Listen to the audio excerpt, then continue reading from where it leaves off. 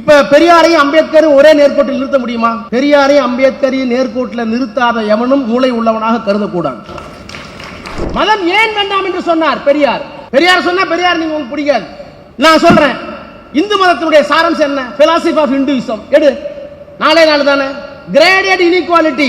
பெண்ணுக்கு உரிமை கொடுக்காத, சொத்து கொடுக்காத, படிக்க விடாத யாரையும். இந்த நாலு தான் இந்து மதத்தினுடைய தத்துவம் என்று பெரியார் சொன்ன போது உங்களுக்கு கோபம் வரல.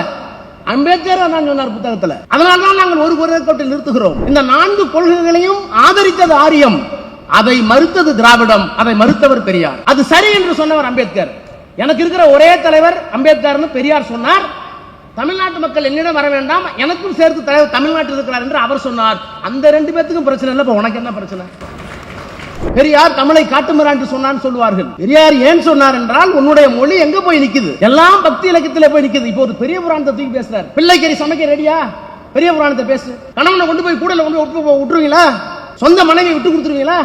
இதுக்கெல்லாம் எவன் தயாரோ அவன் பெரிய புராணத்தை பேச பற்றி எங்களுக்கு அக்கறை இல்லை. பேசு. பாபு சிதம்பரனாருக்கு பெரியாருக்கு பிரச்சனை இல்ல. பெரியார் படத்தை பார்த்தா கும்பிடுவார், அவருக்கு பிரச்சனைங்கிறாங்க. ஆணைமுத்துக்கு பெரியாருக்கு என்ன பிரச்சனை? பெரியார் கூட ஆணைமுத்து வாழ்ந்தாரு, அவருக்கு பிரச்சனை. ஆக எதையெல்லாம் திரிக்க வேண்டுமோ அவ்வளவு திரித்துக் கொண்டிருக்கிறார்கள். பெரியாரை விமர்சிப்பதற்கெல்லாம் ஒரு நாணயம் வேண்டும். அந்த நாணயம் எது தரப்பில் எவனுக்கும் இல்லை என்பதை நாம் துணிந்து சொல்லலாம். திராவிட முன்னேற்ற கழகத்தினுடைய சட்டத்துறை சார்பில் மிகுந்த எழுச்சியோடு நடைபெற்றுக் கொண்டிருக்கின்ற 3வது மாநில மாநாட்டில் 2வது அமர்வாக நிகழ்கின்ற இந்த திராவிடவியல் கருத்தரங்கத்தில் கலந்து கொண்டு முன்னிலை பொறுப்பினை ஏற்றிருக்கின்ற மூத்த வழக்கறிஞர் எனது அன்பிற்குரிய அண்ணன் விடுதலை அவர்களே, வரவேற்புரை நிகழ்த்தியிருக்கின்ற இணை செயலாளர் சகோதரர் ரவிச்சந்திரன் அவர்களே, தொகுப்பாளர் சட்டத்துறையின் துணை செயலாளர் சந்துரு அவர்களே, எனக்கு முன்னால் உரையாற்றி இருக்கின்ற முனைவர் ஜெயரஞ்சன் அவர்களே, பேராசிரியர் கருணானந்தம் அவர்களே, தங்கை மானமிகு மதிவதனி அவர்களே, தம்பி மில்டன் அவர்களே, நன்றி உரை நிகழ்த்த இருக்கின்ற கவி கணேசன் அவர்களே, இந்த வரலாற்று சிறப்புக்கு மாநாட்டை முழுமையாக பொறுப்பேற்று இணை துணை அமைப்பாளர்களோடு ஒன்றிணைந்து மிகச்சிறப்பாக நடத்தி கொண்டிருக்கின்ற மூத்த வழக்கறிஞர் என்ஆர் இளங்கோ அவர்களே, அவரோடு இணைந்து பணியாற்றுகின்ற அனைத்து நிர்வாகிகளே, வருகை இருந்திருக்கின்ற கற்றறிந்த வழக்கறிஞர் பெருமக்களே, பத்திரிகையாளர்களே, திராவிட முன்னேற்ற கழகத்தின் ஏனைய முன்னோடிகளே, பத்திரிகை மற்றும் ஊடகவியல் நண்பர்களே, அனைவருக்கும் வணக்கம். நான் பேச வந்திருக்கிற நேரம் மட்டும் இக்கட்டான நேரம் அல்ல. எனக்கு கொடுத்திருக்கிற தலைப்பும் ஒரு நெருக்கடியான தலைப்பு. சமையல் அறையில் இருக்கின்ற அஞ்சரை பெட்டியில் பருப்பு இருக்கும், உளுந்தம்பருப்பு இருக்கும், கடுகு இருக்கும், சீரகம் இருக்கும், எல்லா மளிகை பொருட்களும் இருக்கும். அப்படி இருக்கின்ற ஒரு இடத்தில் சமைப்பது எளிது. ஆனால் அஞ்சரை பெட்டியில் இருக்கின்ற எல்லாவற்றையும் எடுத்து வெளியே தள்ளிவிட்டு திராவிட இயல் என்று சொல்லி அதிலே இருக்கின்ற ஒவ்வொரு தலைப்பையும் திராவிடம் ஏற்படுத்திய பொருளாதார மாற்றம் என்ன, அதற்கு ஒருவர் பேசிவிட்டார். தமிழ் தேசியமும் திராவிடமும், அதற்கு ஒருவர் பேசிவிட்டார். திராவிடம் பேசும் சமத்துவம், அருமை தங்கை பேசிவிட்டார். திராவிடத்தால் விளைந்த சமூக மாற்றம், இன்னொரு தம்பி பேசிவிட்டார். இத்தனை தலைப்பையும் எடுத்து விட்டதற்கு பிறகு திராவிட இயல் என்று ஒரு தலைப்பை கொடுத்து இப்படி ஒரு நெருக்கடியை அன்பிற்குரிய சகோதரர் இளங்கோ அவர்கள் எனக்கு ஏன் தந்தார் என்று தெரியவில்லை. என்றாலும் கூட இன்றைக்கு பேசு பொருளாக இருக்கின்ற இந்த திராவிடவியல், திராவிட தத்துவம், இவற்றை வழக்கறிஞர்கள் தெரிந்து கொள்ள வேண்டும் என்பதற்காக மட்டுமல்ல, வழக்கறிஞர்கள் மூலமாக பரப்பப்பட வேண்டும் என்கின்ற நல்ல எண்ணத்தில் இந்த கருத்தரங்கத்தை திராவிட இயல் கருத்தரங்கம் என்று வடிவமைத்திருக்கின்ற சட்டத்துறைக்கு, என்ஆர் இளங்கோ அவர்களுக்கு, அவரோடு பணியாற்றுகின்ற வழக்கறிஞர் பெருமக்களுக்கு என்னுடைய நன்றியை, பாராட்டுதலை முதலில் நான் தெரிவித்துக் கொள்கின்றேன். திராவிடம் உண்டா இல்லையா, திராவிடம் பொய்யா உண்மையா, திராவிடத்தால் வாழ்ந்தோமா வீழ்ந்தோமா என்றெல்லாம் விவாதங்கள் நடந்து கொண்டிருக்கின்ற இந்த நேரத்தில் இந்த ஆட்சி திராவிட மாடல் ஆட்சி என்று நம்முடைய மாண்புமிகு முதலமைச்சர் அவர்கள் இந்தியாவிற்கே பறைசாற்றிக் கொண்டிருக்கின்ற இந்த நேரத்தில் திராவிடத்தால் விளைந்த நன்மைகளை மறந்துவிட்டு பேசக்கூடிய புல்லுருவிகள் நடமாடுகின்ற ஒரு நேரத்தில் இந்த தலைப்பை கற்றறிந்த வழக்கறிஞர் பெருமக்கள் கேட்க வேண்டும் என்பதற்காக வழங்கியிருக்கிறார்கள். எது திராவிடம் என்று வரையறுக்க வேண்டும் என்றால், நிலத்தால் திராவிடம் வரையறுக்கப்பட்டது ஒரு காலத்தில். வட வேங்கடம் முதல் குமரி ஆயிடை என்று இலக்கியம் பேசுகிறது. நிலப்பரப்பால் இருந்த திராவிடம் இருந்தது, மொழியால் இருந்த திராவிடம் இருந்தது. கன்னடமும் கணிதெலுங்கும் கவின் மலையாளமும் தாயே தமிழே உன் உதிரத்தே உதித்தெழுந்தே ஒன்று பல ஆயிடினும் ஆரியம்போல் உலக வழக்கு அழித்து ஒளிந்து சிதையா உன் சீரிழமை என்று சொன்ன நேரத்தில் திராவிடம் மொழியால் வாழ்ந்தது, நிலத்தால் வாழ்ந்தது, மொழியால் வாழ்ந்தது. அதற்கு பிறகு பண்பாட்டு தளத்தில் அது வாழ்ந்தது.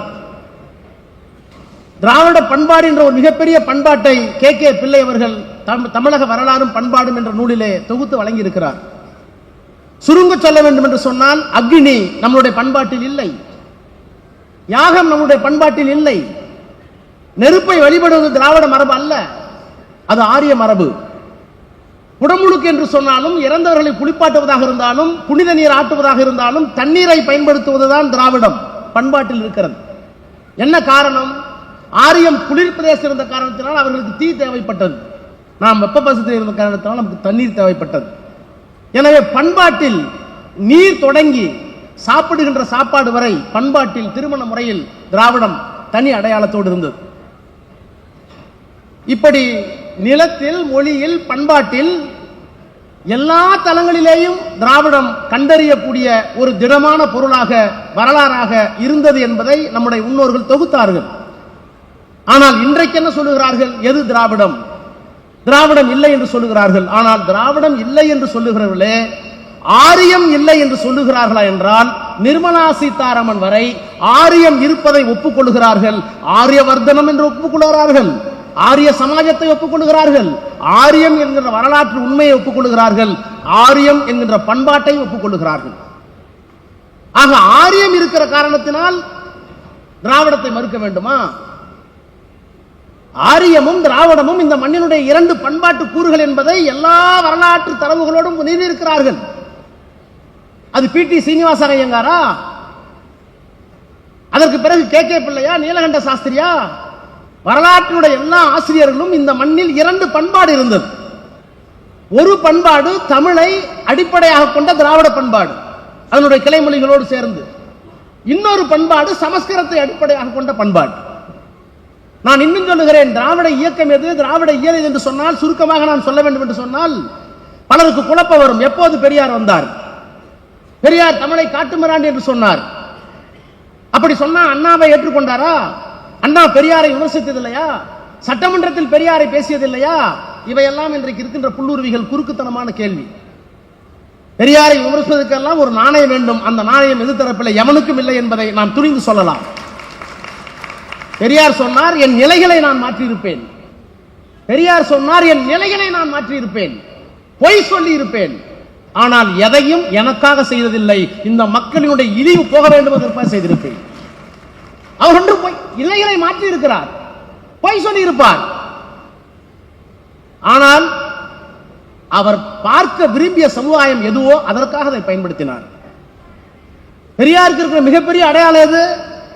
1980களில் 1950களில் அந்த குடும்பம் மிகப்பெரிய வருமான வரியை கட்டிய குடும்பம், சொல்லிக் கொள்வதற்கு சாதி பெருமிதம் இருந்த குடும்பம்.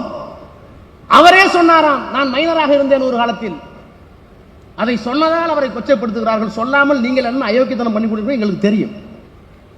ஆக ஒரு ஆணாக பிறந்து பெண்ணுக்காக போராடியவன், ஒரு முதலாளியாக பிறந்து தொழிலாளிக்கு போராடியவர், உயர்ந்த பெருமிதம் கொள்ளுகின்ற சாதி என்று சொல்லுகின்ற ஒரு சாதியிலே பிறந்து ஒடுக்கப்பட்ட தாழ்த்தப்பட்ட மக்களுக்காகவும் போராடியவன். இந்த அடையாளத்தோடு இந்தியாவில் இன்னொரு தலைவன் இல்லை என்பதை நாம் தெரிந்து கொள்ள வேண்டும்.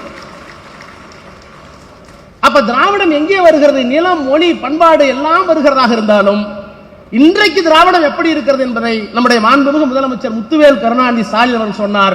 நிலம் ஒரு காலத்தில், மொழி ஒரு காலத்தில், பண்பாடு ஒரு காலத்தில், இப்போது திராவிடம் என்பது எங்களுக்கு கருத்தியல். எதற்கு மாற்றான கருத்தியல்? 1913 திராவிட சங்கம், அதற்கு மொழிக்கு சம்பந்தம் இல்ல. 1916 பார்ப்பனர் அறிக்கை கொடுத்தார்கள். தென்னிந்திய நல உரிமை சங்கம், அப்பவும் மொழிக்கு சம்பந்தம் இல்ல. திராவிட இயக்கத்தினுடைய மூலவர்கள் தமிழர்கள் இல்லை என்று குற்றச்சாட்டு உண்டு. அதற்குள்ளே நான் போக விரும்பவில்லை. 13 தொடங்கிய போது, 16 தொடங்கிய போது மொழிக்கும் இந்த இயக்கத்துக்கு சம்பந்தம் இல்ல. சமத்துவம் தான் கேட்டாங்க, கல்வியில உரிமை கேட்டாங்க, வேலை வாய்ப்புல உரிமை கேட்டாங்க. பார்ப்பனர் அல்லாத ஒரு அறிக்கை வந்தது. 1925க்கு பிறகு சுயமரியாதை இயக்கம் வந்தது. சுயமரியாதை இயக்கம் வந்ததற்கு பிறகுதான் தந்தை பெரியார் திராவிட இயலில் கடவுள் மறுப்பை, சாதி மறுப்பை, மத மறுப்பை கொண்டு வந்து சேர்த்த ஆண்டு 1925. 1944 வரை சுயமரியாதை இயக்கம். அவர் ஏன் கடவுளை தொட வேண்டும்? நான் சாதியை ஒழிக்க வேண்டும் என்று நினைத்தேன். அது மதத்தில் இருப்பதாக சொன்னார்கள். மதத்துக்கு யார் காவலாளி என்று கேட்டேன். கடவுள் என்று சொன்னார்கள். அந்த கடவுளை நான் ஒதுக்க துணிந்து விட்டேன். மனிதனுக்கு மனிதன் தொடக்கூடாது, கண்ணில் படக்கூடாது, பார்த்தால் தீட்டு, தொட்டால் தீட்டு, தெருவில் நடக்கக்கூடாது என்கின்ற கொள்கையை தாண்டவமாடுகிற ஒரு நாட்டில், அப்படிப்பட்ட ஒரு நாட்டை பூகம்பத்தால் எரிக்காமலோ, சண்டமாறுதத்தால் துகளாக்கப்படாமலோ, சமுத்திரம் மூழ்கப்படாமலோ விட்டிருப்பதை பார்த்த பிறகும் கடவுள் ஒரு இருக்கிறார் என்று நான் எப்படி நம்புவது என்று கடவுளின் மீது கோபப்பட்டவர் பெரியார். ஆக கடவுள் மறுப்பு என்பது பிறகு வருகிறது. சுயமரியாதை இயக்கம் 25 தொடங்குகிறது. அப்போது மொழிக்கு தொடர்பில்லை. அதற்கு பிறகு பேரறிஞர் அண்ணா வருகிறார். 49 திராவிட முன்னேற்ற கழகம் வருகிறது. திராவிட முன்னேற்ற கழகம் வந்ததற்கு பிறகு தமிழ் மறுமலர்ச்சி பெறுகிறது. என்ன காரணம்? பெரியார் தமிழை காட்டுமிராண்டி சொன்னான்னு சொல்லுவார்கள். தமிழை காட்டுமிராண்டி ஏன் சொன்னார்? அதற்கு விமர்சனத்தை ஏற்றுக்கொள்ளவில்லையா?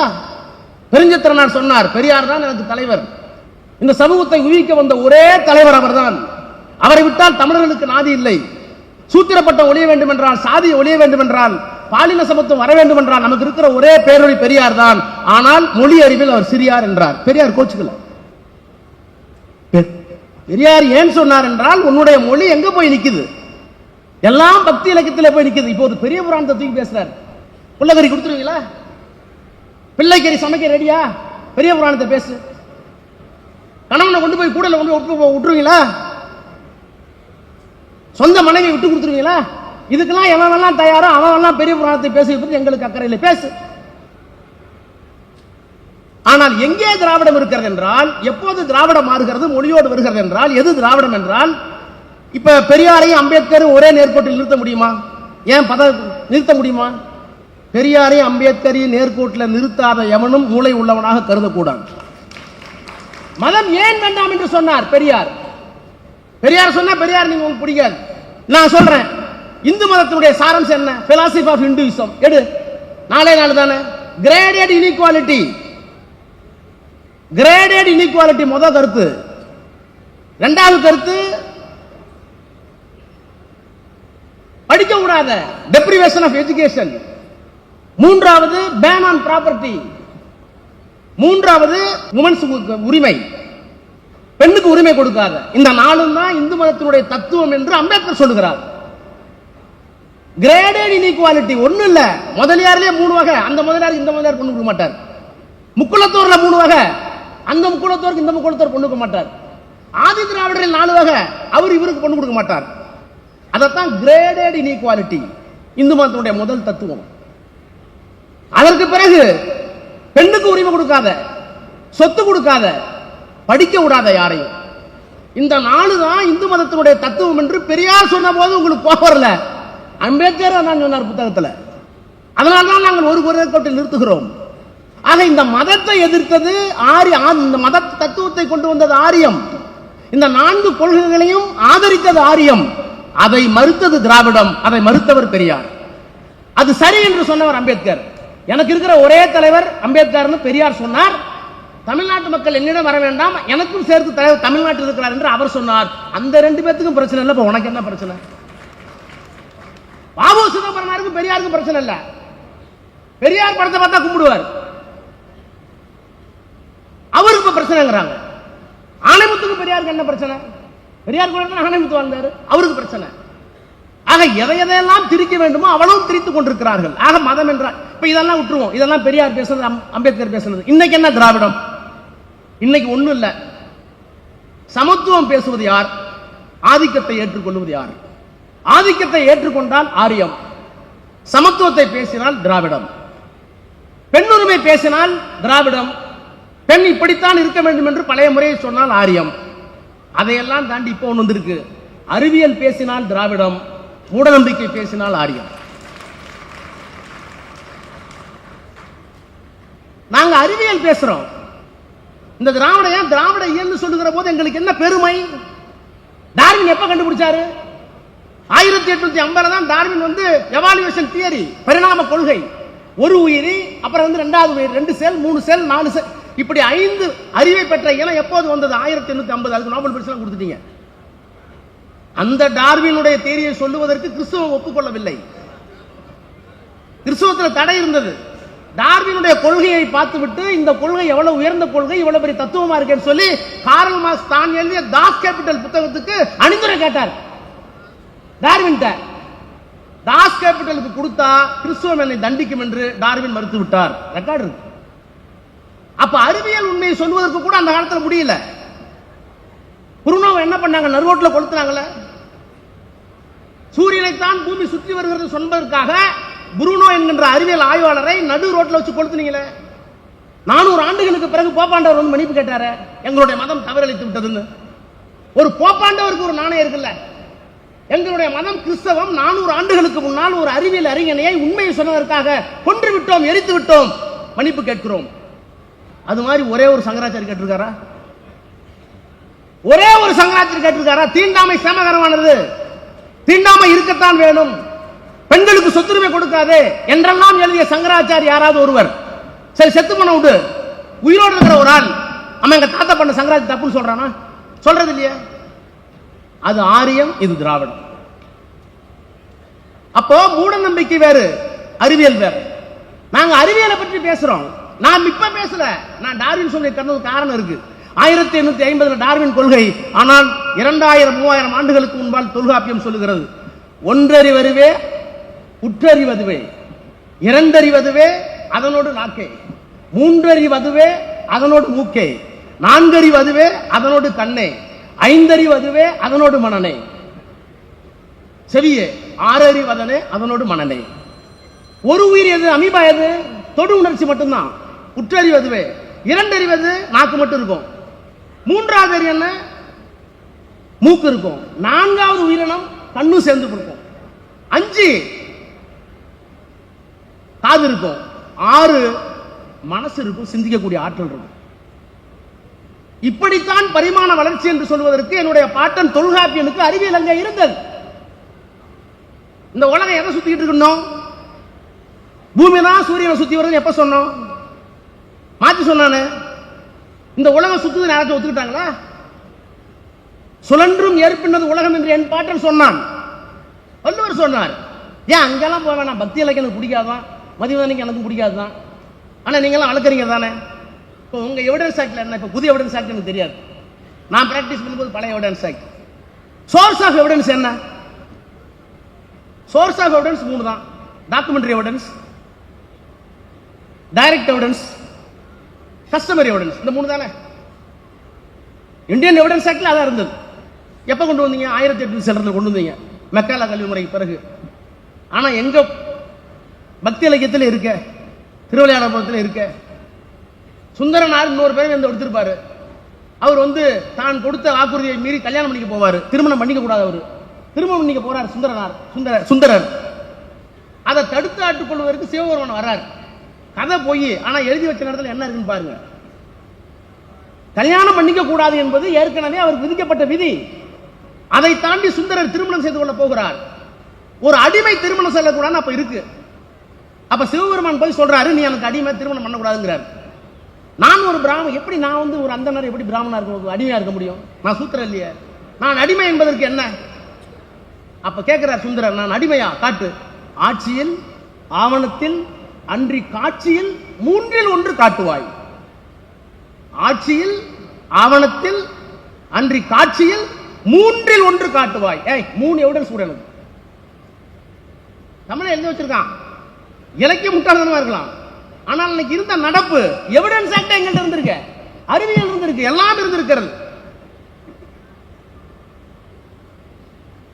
ஆக இந்த திராவிட இல்லைன்னா எதுன்னா மொழி, பகுத்தறிவு, சமூக நீதி. எதற்காக சொல்றேன்னா, இந்த திராவிட இல்லைங்கிறது பொய்ங்கிறான்ல, தமிழுக்குன்னு தனி இதெல்லாம் இல்லைங்கிறான்ல, அதுக்கு சொல்ல வர சமூக நீதி.